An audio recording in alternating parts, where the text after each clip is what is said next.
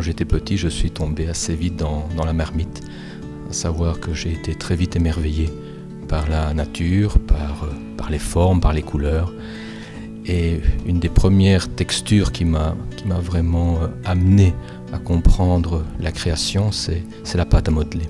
Et tout ce qu'on peut voir aujourd'hui, c'est vraiment le fruit de beaucoup d'années, d'une recherche et aussi d'une connaissance de moi-même, comme la création extérieure est aussi en rapport avec ce que je suis, ma démarche. Tout ça résonne très fort. Le modelage a toujours été pour moi une évidence. Ce qui a toujours été plus périlleux, c'est la coloration. Et la coloration est quelque chose qui... J'ai mis vraiment du temps à trouver ce qu'il me fallait parce que cette matière, elle devait s'imprégner d'une vibration et la rendre comme quelque chose qui se dégage, comme une essence, un parfum. Et c'est il y a quelques années d'ici, vraiment, j'ai trouvé une technique qui me correspond.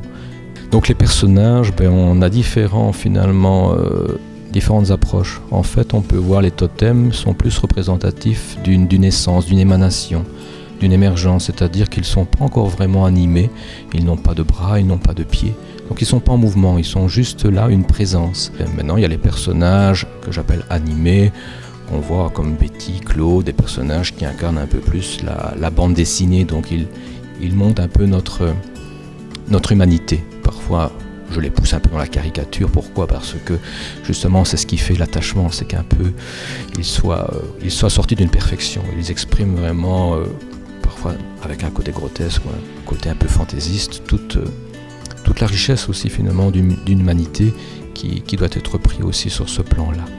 Donc les œuvres aussi peuvent rester dans la matière brute, comme on voit ici derrière moi, à savoir qu'elles se suffisent à elles-mêmes. Donc c'est juste la forme et l'imprégnation vraiment des mains qui ont donné, je veux dire, existence et une profondeur à la matière, ça suffit. Donc parfois la coloration n'est pas toujours utile. Donc certaines œuvres, à un moment, elles s'arrêtent d'elles-mêmes parce qu'il ne faut pas aller plus loin.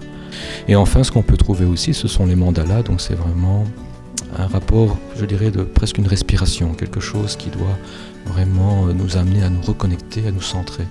Donc les mandalas, ils évoquent chacun quelque chose de particulier.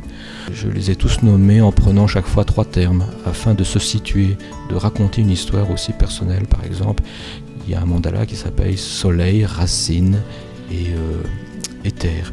Donc à un moment, on peut être dans cette vibration avec ce que ces mots révèlent pour nous et en même temps se projeter dans ce que le mandala nous ramène.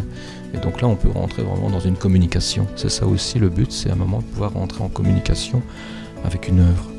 Parce qu'elle a des choses à dire, des choses à montrer, des choses à faire voir.